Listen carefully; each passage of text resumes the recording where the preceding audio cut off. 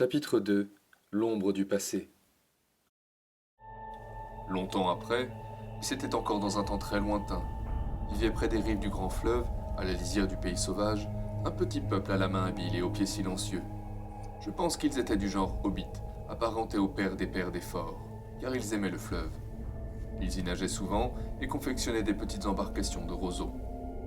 Il y avait parmi eux une famille de grande réputation, car elle était nombreuse et plus fortunée que la plupart. Elle était gouvernée par une grand-mère, sévère et versée dans ce qui restait de la tradition ancienne. Le membre le plus inquisiteur et le plus curieux de sa famille s'appelait Sméagol. Il s'intéressait aux racines et aux origines. Il plongeait dans les étangs profonds. Il fouissait sous les arbres et les plantes en croissance. Il creusait dans les monticules verts. Et il cessa de lever le regard sur le haut des collines, les feuilles sur les arbres ou les fleurs s'ouvrant dans l'air. Sa tête et ses yeux étaient dirigés vers le bas. Il avait un ami nommé Déagol, du même genre, à l'œil plus perçant, mais moins rapide et moins fort. Un jour, ils prirent une embarcation et descendirent jusqu'au champ aux iris, où il y avait de grands parterres d'iris et de roseaux fleuris. Là, Sméagol débarqua pour aller fureter sur les rives, mais Déagol resta dans la barque et se mit à pêcher. Soudain, un gros poisson mordit à son hameçon et, avant d'avoir pu savoir où il était, il fut entraîné dans l'eau, jusqu'au fond. Puis il lâcha sa ligne, car il crut voir briller quelque chose dans le lit de la rivière, et, retenant son souffle, il saisit l'objet. Il remonta ensuite, tout crachant, avec des algues dans les cheveux et une poignée de boue, et il regagna la rive. Et voici qu'après avoir fait partir la boue, il avait dans la main un splendide anneau d'or. Celui-ci brillait et scintillait au soleil, de sorte qu'il eut le cœur content. Mais Sméagol l'avait observé de derrière un arbre, et tandis que Déagol contemplait l'anneau, Sméagol s'avança doucement derrière lui. Donne-moi cela, Déagol, mon cher. Dit Sméagol par-dessus l'épaule de son ami. Pourquoi? Demanda Déagol. Parce que c'est mon anniversaire, mon cher, et je le veux. Dit Sméagol. Ça m'est égal. Répondit Déagol. Je t'ai déjà fait un cadeau au-dessus de mes moyens. J'ai trouvé ceci et je vais le garder. Ah oui, vraiment, mon cher. Dit Sméagol. Et il saisit Déagol à la gorge et l'étrangla, parce que l'or avait l'air si brillant et si beau. Puis il passa l'anneau à son doigt. Personne ne découvrit jamais ce qu'était devenu Déagol. Il avait été assassiné loin de chez lui, et son corps avait été habilement caché. Mais Sméagol rentra seul, et il s'aperçut qu'aucun membre de sa famille ne pouvait le voir quand il portait l'anneau. Très content de sa découverte, il se garda de la révéler. Il apprenait des secrets, et il appliqua son savoir à des usages malhonnêtes et méchants. Il acquit une vue perçante et une ouïe fine pour tout ce qui était nuisible. L'anneau lui avait donné un pouvoir proportionné à sa stature. Il n'y avait pas à s'étonner qu'il fût très mal vu de tous, et que toutes ses relations l'évitassent, quand il était visible. On lui donnait des coups de pied, il lui mordait les pieds des gens. Il se mit à voler, et il allait de ci, de là, se marmonnant à lui-même et faisant entendre des gargouillements dans sa gorge. C'est pourquoi on l'appela Gollum.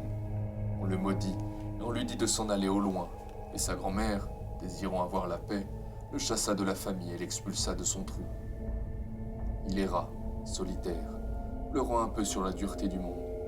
Il remonta le fleuve jusqu'au moment où il parvint à un affluent qui descendait des montagnes, et il alla dans cette direction.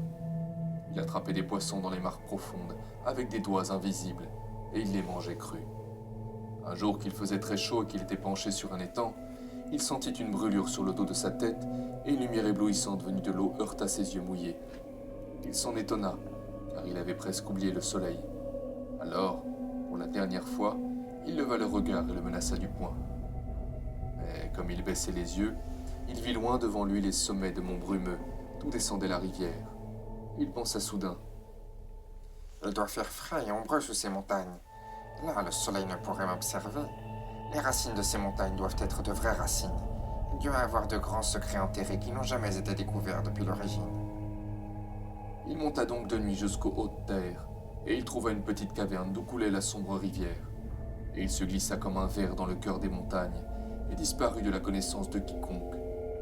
L'anneau descendit avec lui dans les ombres, et même celui qui l'avait fabriqué, quand son pouvoir eut commencé de décliner, ne put rien en savoir. Gollum s'écria Frodon.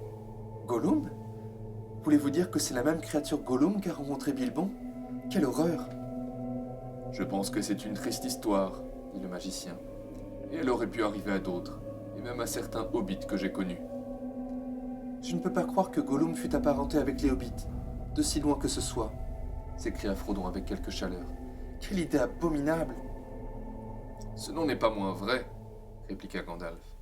Sur les origines des hobbits, en tout cas, j'en sais plus long qu'eux-mêmes. Et même l'histoire de Bilbon suggère la parenté. Il y avait bien des choses très semblables dans le fond de leurs pensées et de leurs souvenirs.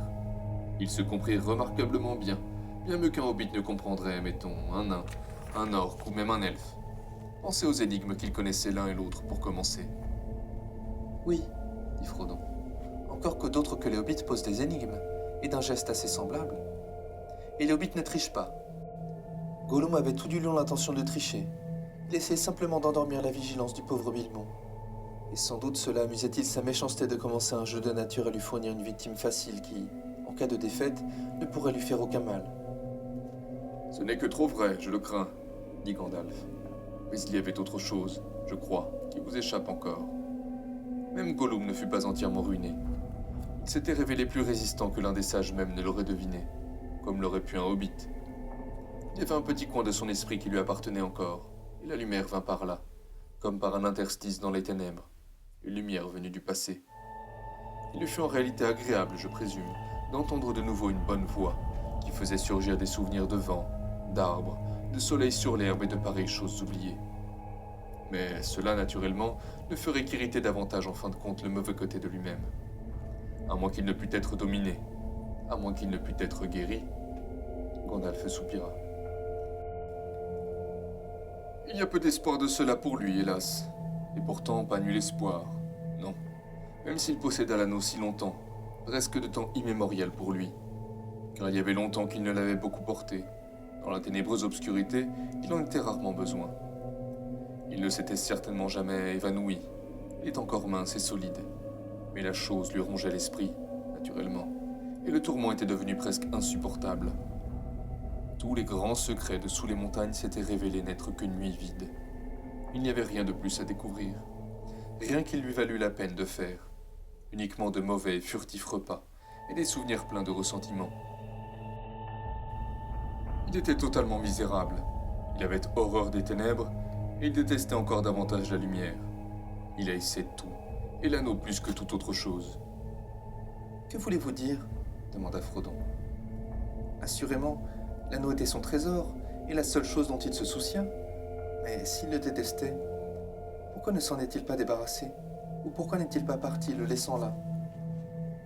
Vous devriez commencer à comprendre, Frodon, après tout ce que vous avez entendu, répondit Gandalf. Il le détestait, et il l'aimait, comme il détestait et aimait sa propre personne. Il ne pouvait s'en débarrasser. Il n'avait plus aucune volonté en la matière. Un anneau de pouvoir a soin de lui-même, Frodon. Il peut glisser traîtreusement du doigt, mais son gardien ne l'abandonne jamais. Tout au plus joue-t-il avec l'idée de le repasser aux soins de quelqu'un d'autre, et cela seulement de bonne heure, quand l'anneau commence à avoir prise.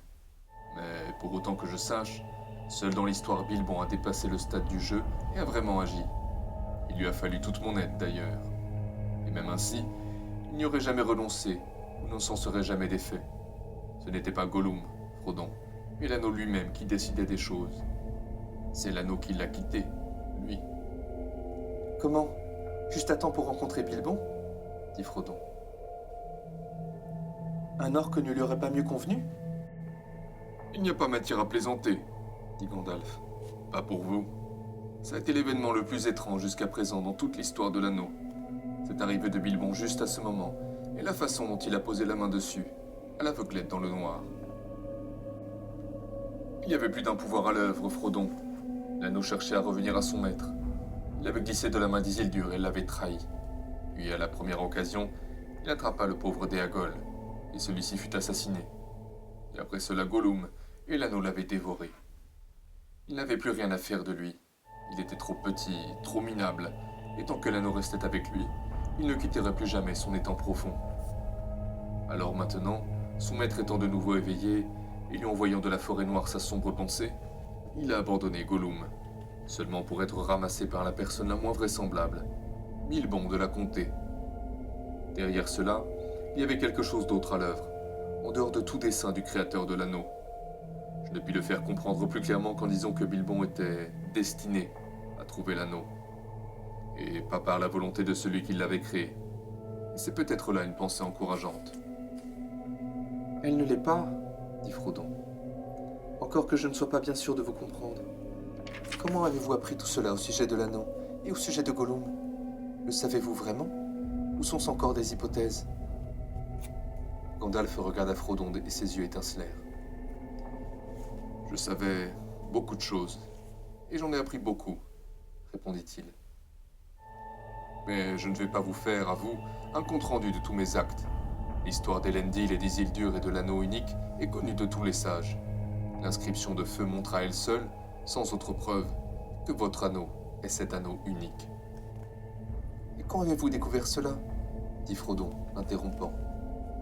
Juste à présent, dans cette pièce, naturellement, répondit le magicien avec brusquerie.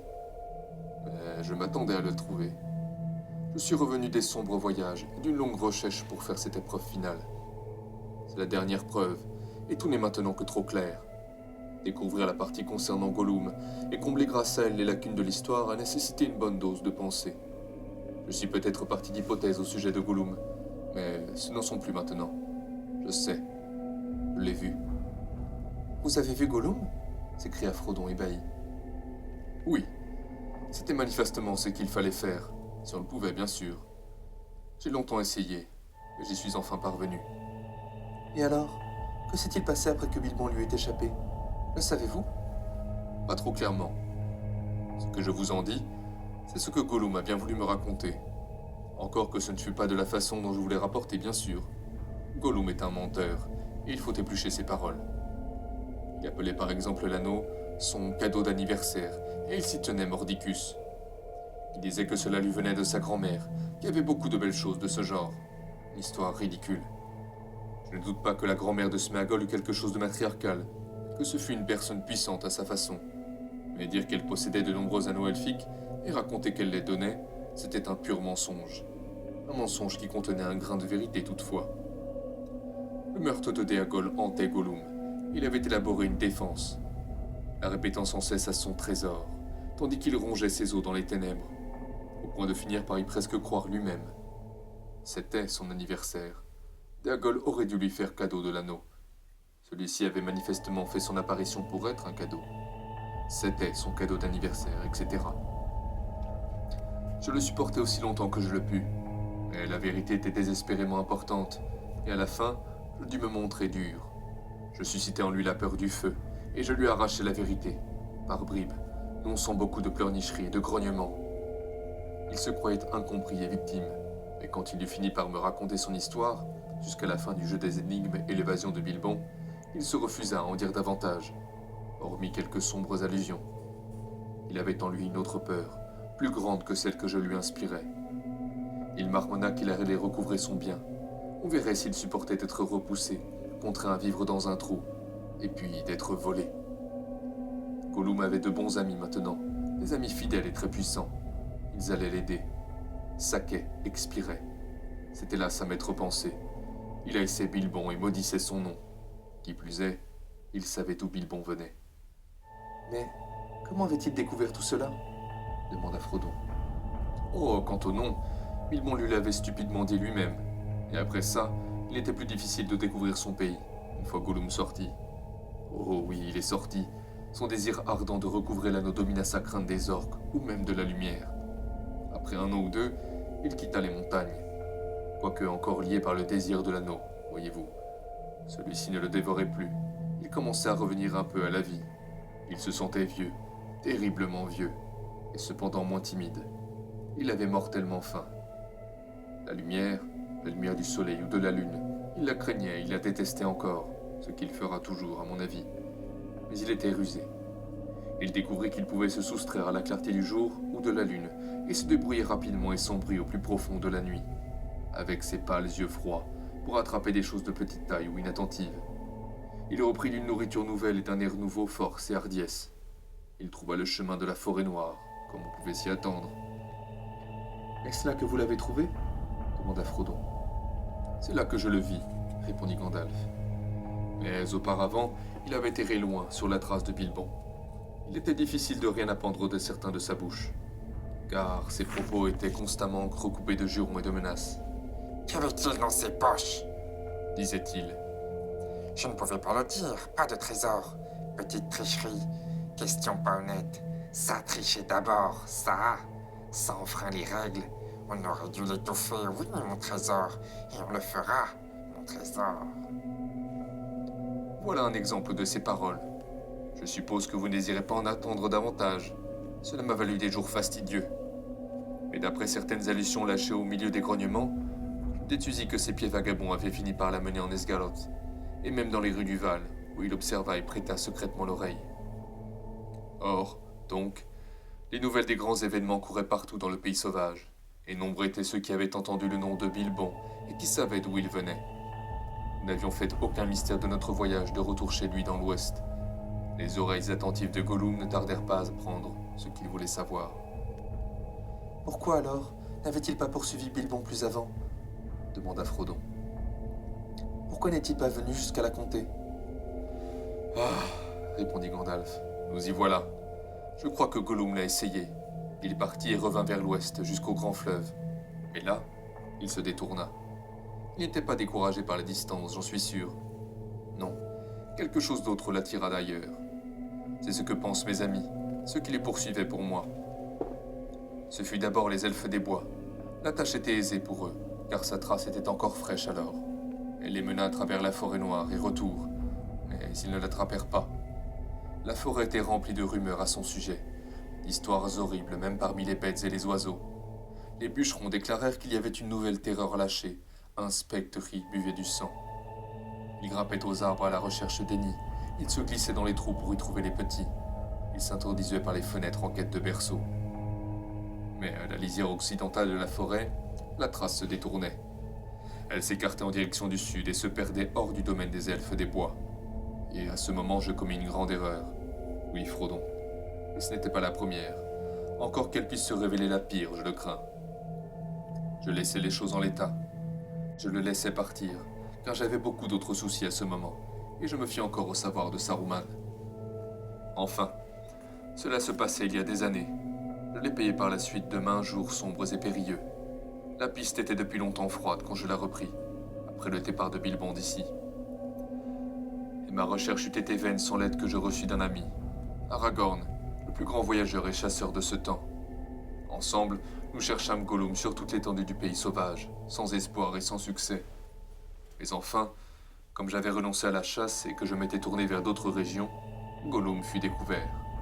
Mon ami revint après de grands périls, ramenant avec lui la misérable créature. Ce que Gollum avait fait tout ce temps, il refusa de le dire. Il se contentait de pleurer et de nous accuser de cruauté, non sans main Gollum dans la gorge. Quand nous le pressions, il geignait et se dérobait, frottant ses longues mains et se léchant les doigts comme s'il le faisait souffrir, comme s'il se souvenait de quelque ancienne torture. Mais je crains qu'aucun doute ne soit possible. Il s'était dirigé à sa manière lente et furtive, pas à pas, kilomètre par kilomètre vers le sud. Il avait fini par arriver au pays de Mordor.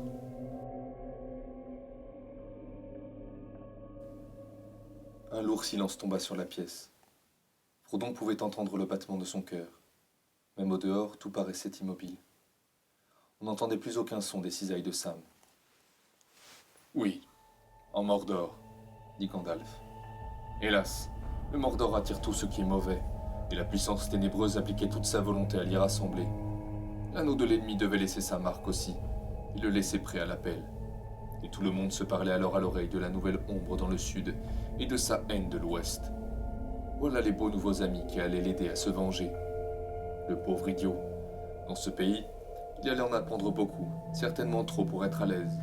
Et tôt ou tard, comme il restait tapis ou fureté aux lisières, il devait être pris et arrêté pour interrogatoire. Ce fut ainsi que cela se passa, je crains. Quand il fut découvert, il était déjà là depuis assez longtemps, et il se préparait à rentrer. Il accomplissait quelques démarches mauvaises, mais peu importe à présent, son principal méfait était déjà accompli. Oui, hélas, par lui, l'ennemi a appris que l'unique avait été retrouvé. Il sait où Isildur tomba, il sait où Gollum trouva son anneau. Il sait que c'est un grand anneau, car il donnait longue vie. Il sait que ce n'est pas un des trois, qui n'ont jamais été perdus et qui ne supportent aucun mal. Il sait que ce n'est pas un des 7 ni des 9, car on en connaît le sort. Il sait que c'est l'unique, et il a enfin entendu parler, je crois, des Hobbits et de la comté. La comté, il est peut-être en train de la chercher à l'heure qu'il est, s'il n'a pas encore découvert où elle se trouve. En fait, Frodon, je crains qu'il ne pense même que le nom longtemps passé inaperçu de Saquet soit devenu important. Mais c'est terrible, s'écria Frodon. Bien pire que le pis que j'avais imaginé d'après vos allusions et vos avertissements. Oh, Gandalf, le meilleur des amis, que dois-je faire? Car à présent j'ai vraiment peur. Que dois-je faire? Quelle pitié que Bilbon n'ait pas poignardé cette vile créature quand il en avait l'occasion. Quelle pitié! C'est la pitié qui a retenu sa main. La pitié et la miséricorde. Ne pas frapper sans nécessité. Et il en a été bien récompensé, Frodon. Soyez assurés que, s'il fut si peu atteint par le mal et s'il s'échappa en fin de compte, ce fut parce qu'il avait commencé sa possession de l'anneau de cette façon, avec pitié. Je regrette, dit Frodon. Je ne vous comprends pas. Voulez-vous donc dire que vous et les elfes, vous l'avez laissé vivre après tous ces horribles faits? Maintenant, en tout cas, il est aussi mauvais qu'un orc, et simplement un ennemi. Il mérite la mort. La mérite? Je crois bien. Nombreux sont ceux qui vivent et qui méritent la mort, et certains qui meurent méritent la vie. Pouvez-vous la leur donner? Alors, ne soyez pas trop prompt à dispenser la mort en jugement, car même les très sages ne peuvent voir toutes les fins. Je n'ai pas grand espoir de la guérison de Gollum avant sa mort, mais il y a tout de même une chance, et il est lié au sort de l'anneau. Mon cœur me dit qu'il a encore un rôle à jouer, en bien ou en mal, avant la fin. Et quand celle-ci arrivera, la pitié de Bilbon peut déterminer le sort de beaucoup, à commencer par le vôtre. En tout cas, nous ne l'avons pas tué. Il est très vieux et très malheureux. Les elfes des bois le tiennent en prison, mais ils le traitent avec toute la bonté qu'ils peuvent trouver dans leur sage cœur. De toute façon, dit Frodon, même si Bilbon ne pouvait pas tuer Gollum, je voudrais bien qu'il n'eût pas gardé l'anneau. Je voudrais qu'il ne l'eût jamais trouvé, et que moi je ne l'eusse pas. Pourquoi m'avez-vous laissé le conserver? Pourquoi ne m'avez-vous pas obligé à le jeter ou à le détruire? Laissé? Obligé? Dit le magicien. N'avez-vous pas écouté tout ce que je dis? Vous ne pensez pas ce que vous dites. Mais pour ceux qui étaient de le jeter, c'était manifestement mauvais. Ces anneaux ont une façon d'être trouvés. Entre de mauvaises mains, il aurait pu faire beaucoup de mal. Plus que tout, il aurait pu tomber aux mains de l'ennemi. En fait, ce serait certainement le cas, car cet anneau est l'unique, et l'ennemi applique tout son pouvoir à le retrouver ou à l'attirer à lui. Naturellement, mon cher Frodon, c'était un danger pour vous, et cela m'a profondément tourmenté. Et il y allait de temps qu'il fallait prendre quelques risques, bien que, même quand j'étais au loin, il n'y a jamais eu un seul jour que la comté ne fût gardée par des yeux vigilants. Tant que vous ne vous serviez pas de l'anneau, je ne pensais pas qu'il y eût aucun effet durable sur vous. Pas en mal, pas pour très longtemps en tout cas. N'oubliez pas qu'il y a 9 ans, quand je vous ai vu pour la dernière fois, je ne savais pas encore grand-chose pour sûr.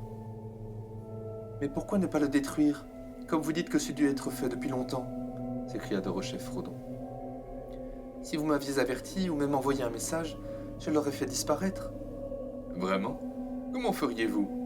Avez-vous jamais essayé? Non, mais je suppose qu'on pourrait l'écraser au marteau ou le fondre. Essayez donc, dit Gandalf.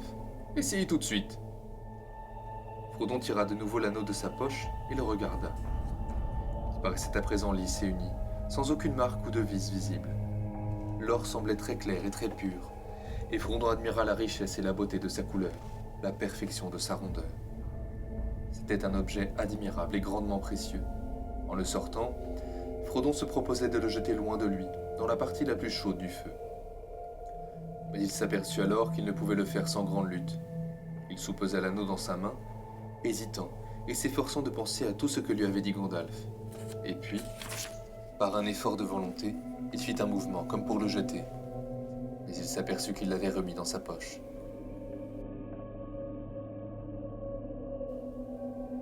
Gandalf fut un ricanement sinistre.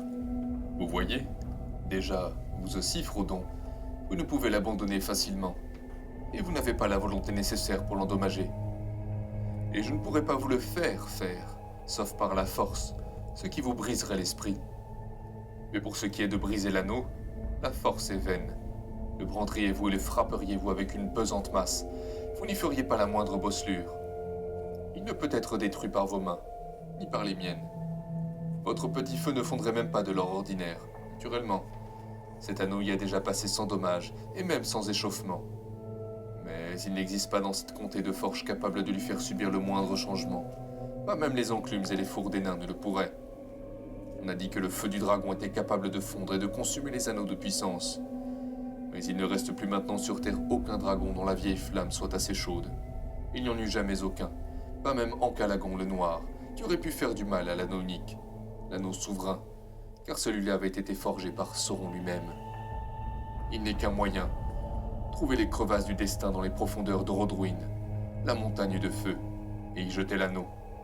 Si vous voulez vraiment le détruire, pour le mettre à jamais hors de portée de l'ennemi. Oui, je veux vraiment le détruire, s'écria Frodon. Ou enfin, le faire détruire. Je ne suis pas fait pour les quêtes périlleuses. Je voudrais bien n'avoir jamais vu l'anneau. Pourquoi m'est-il venu? Pourquoi ai-je été choisi?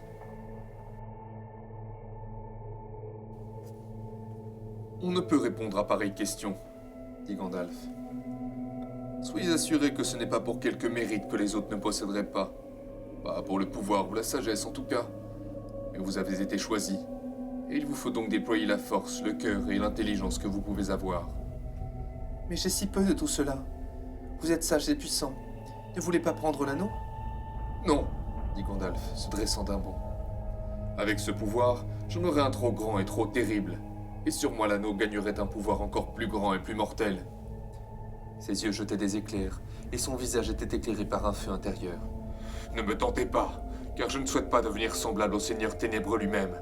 Pourtant, le chemin de l'anneau vers mon cœur passe par la pitié. La pitié pour la faiblesse et le désir de la force pour faire le bien. Ne me tentez pas. Je n'ose le prendre, pas même pour le garder en sûreté, inemployé. Le désir de l'utiliser serait trop grand pour ma force. Je vais en avoir un tel besoin. De grands périls m'attendent. Il alla à la fenêtre, tira les rideaux et ouvrit les volets. Le soleil inonda de nouveau la pièce. Sam passa dans l'allée en sifflant. Et maintenant, dit le magicien, se retournant vers Frodon. la décision est entre vos mains. Mais je vous aiderai toujours. Il posa une main sur l'épaule de Frodon. Je vous aiderai à porter ce fardeau, tant qu'il vous appartiendra de le porter. Mais il nous faut faire quelque chose, et vite. L'ennemi bouge. Il eut un long silence. Gandalf se rassit et tira sur sa pipe, comme perdu dans ses pensées. Ses yeux semblaient fermés, mais dessous ses paupières, il observait Frodon avec attention. Frodon, lui, regardait fixement les braises de l'âtre, au point qu'elles emplissaient toute sa vision, et qu'il paraissait plonger le regard dans de profondes fontaines ardentes.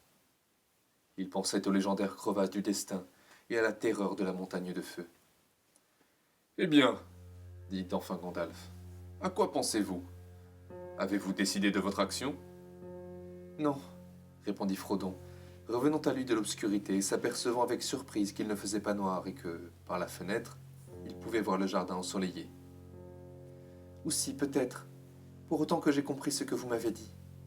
Je suppose que je dois conserver l'anneau et le garder, au moins pour le moment, quoi qu'il puisse me faire. Quoi qu'il puisse faire, il sera lent à faire le mal, si vous le conservez dans ce dessein, dit Gandalf. Je l'espère, dit Frodon. Mais je souhaite que vous trouviez bientôt un meilleur gardien. En attendant, il semble que je sois un danger pour tous ceux qui vivent auprès de moi. Je ne puis conserver l'anneau et demeurer ici. Je devrais quitter Cul-de-sac, quitter la comté, tout quitter et m'en aller. Il soupira. J'aimerais sauver la comté, si je le pouvais. Bien qu'il y ait eu des moments où je trouvais les habitants par trop stupides et obtus, et que j'ai pensé qu'un tremblement de terre ou une invasion de dragons pourrait leur être salutaire. Mais ce n'est pas ce que je sens à présent. J'ai l'impression que, tant que la comté est derrière, solide et confortable, je trouverai l'errance plus supportable. Je saurai qu'il y a quelque part une ferme assiette, même si mes pieds ne peuvent plus s'y poser. J'ai naturellement pensé parfois à m'en aller, mais je voyais cela comme une sorte de vacances, une suite d'aventures comme celle de Bilbon, ou mieux, s'achevant en paix. Mais cela signifierait l'exil, une fuite d'un danger à un autre, l'entraînant derrière moi. Et je suppose qu'il me faut partir seul, si je dois faire cela et sauver la comté. Mais je me sens très petit, très déraciné, eh bien, désespéré. L'ennemi est si fort et si terrible. Il ne le dit pas à Gandalf, mais tandis qu'il parlait, un grand désir de suivre Bilbon s'enflammait dans son cœur. De suivre Bilbon, peut-être même de le retrouver. Ce désir fut si fort qu'il triompha de sa peur. Il aurait presque été capable de s'encourir incontinent sur la route sans chapeau, comme avait fait Bilbon un matin semblable, il y avait bien longtemps. « Mon cher Frodon !» s'exclama Gandalf. « Les hobbits sont vraiment des êtres étranges, je l'ai déjà dit. On peut bien apprendre en un mois tout ce qu'il y a à connaître de leur façon, et puis après un siècle, ils peuvent encore vous étonner au besoin. Je m'attendais peu à recevoir semblable réponse, fût-ce de votre part. Mais Bilbon ne s'est pas trompé dans le choix de son héritier, encore qu'il ne soupçonna guère l'importance de ce choix. Je crains que vous n'ayez raison. L'anneau ne pourra rester beaucoup plus longtemps caché dans la comté. Et tant pour votre propre salut que pour celui des autres, il vous faudra partir et laisser derrière vous le nom de Saquet. Il ne sera pas sûr de le conserver hors de la comté ou dans les régions sauvages. Je vais vous donner un nom de voyage. Quand vous partirez, vous appellerez Monsieur Soucoline. Mais je ne pense pas qu'il vous soit nécessaire de partir seul, pas si vous connaissez quelqu'un de confiance qui serait disposé à aller à votre côté, et que vous serez disposé à entraîner dans des périls inconnus. Mais si vous cherchez un compagnon, faites bien attention à votre choix. Mais faites attention à ce que vous dites, même vos amis les plus intimes. L'ennemi a de nombreux espions et de nombreuses façons d'entendre. Il s'arrêta soudain, comme pour écouter. Frodon s'aperçut que tout était très silencieux, tant à l'intérieur qu'à l'extérieur. Gandalf s'approcha précautionneusement d'un côté de la fenêtre, puis il bondit comme l'éclair contre le rebord et lança un long bras au dehors, vers le bas. Il eut un cri rauque et monta la tête bouclée de Sam Gamgee, hissée par une oreille. « Tiens, tiens, par ma barbe !» dit Gandalf. « C'est Sam Gamgee. Alors, que fabriquez-vous là ?» « Dieu vous bénisse, monsieur Gandalf, dit Sam. Rien? Ou du moins, je coupais juste la bordure de la pelouse sous la fenêtre, si vous voyez. Il ramassa ses cisailles et les exhiba à preuve. « Non, je ne vois pas, dit Gandalf avec sévérité. Voilà quelque temps que je n'ai entendu le bruit de vos cisailles. Depuis combien de temps êtes-vous aux écoutes de la fenêtre ?»« Écoute à la fenêtre, monsieur? Excusez-moi, je ne vous comprends pas. Il n'y a pas d'écoute à cul-de-sac, ça c'est un fait. » »« Ne faites pas l'idiot. Qu'avez-vous entendu? Et pourquoi écoutiez-vous » Les yeux de Gandalf flamboyaient et ses sourcils se hérissaient. « Monsieur Frodon, monsieur !» cria Sam, tremblant. « Ne laissez pas me faire de mal, monsieur. Ne laissez pas me transformer en quelque chose de pas naturel. Mon vieux papa serait tellement désespéré. J'ai pas de mauvaises intentions, sur mon honneur, monsieur. »« Il ne te fera pas de mal, » dit Frodon, qui avait de peine à ne pas rire, bien qu'il fût lui-même saisi et quelque peu déconcerté. « Il sait aussi bien que moi que tu n'es pas mal intentionné. Mais debout, et réponds à ces questions en vitesse. »« Eh bien, monsieur, » fit Sam, un peu tremblant, « j'ai entendu pas mal de choses que j'ai pas bien comprises sur un ennemi et des animaux. Et monsieur Bilbon, monsieur, et des dragons, et de montagnes de feu, et des elfes, monsieur. J'ai écouté parce que j'ai pas pu m'en empêcher, si vous voyez ce que je veux dire. Dieu me bénisse, monsieur, mais j'aime tellement les histoires comme ça. Et j'y crois aussi, quoi qu'on puisse dire Ted. Des elfes, monsieur. Ah, que je voudrais les voir. Pourriez-vous pas m'emmener voir des elfes, monsieur, quand vous irez ?» Gandalf rit soudain. « Entrez !» cria-t-il. Et tendant les deux bras à l'extérieur, il souleva par la fenêtre un Sam étonné, avec les cisailles, les rognures d'herbe et tout, et il le mit debout devant lui. « Vous emmenez voir les elfes, hein ?» dit-il, examinant attentivement Sam. Mais un sourire jouait sur ses lèvres. « Ainsi, vous avez entendu que monsieur Frodon partait. » « Oui, monsieur, et c'est pour ça que je me suis étranglé. Ce que vous avez entendu, semble-t-il. J'ai essayé de me retenir, monsieur, mais ça a éclaté. J'étais tellement bouleversé. »« On n'y peut rien, Sam, » dit Frodon avec tristesse. Il s'était soudain rendu compte que la fuite de la comté allait signifier des séparations plus pénibles que le simple au revoir aux douceurs de cul-de-sac. « Il me va falloir partir, mais... » Il scrutait alors le visage de Sam. « Si tu te soucies vraiment de moi, tu garderas là-dessus le secret absolu. Tu me comprends? Si tu ne le fais pas, si tu souffles fût-ce un mot de ce que tu as entendu ici, alors j'espère que Gandalf te transformera en crapaud tacheté et qu'il remplira le jardin de couleuvres à collier. » Sam tomba à genoux tremblant. « Debout, Sam !» dit Gandalf. « J'ai pensé à quelque chose de mieux que cela. Quelque chose qui vous fermera la bouche et qui vous punira convenablement d'avoir écouté. Vous allez partir avec Monsieur Frodon. Moi, monsieur s'écria Sam, bondissant comme un chien invité à la promenade. Moi aller voir des elfes et tout? Hurrah cria-t-il, et il fondit en larmes. Nous voici arrivés à la fin du second chapitre du premier livre, L'ombre du passé. Merci de vous abonner, de liker et de partager la vidéo si elle vous a plu. La prochaine vidéo sera sûrement sur Gandalf le Gris et son arrivée en Terre du Milieu.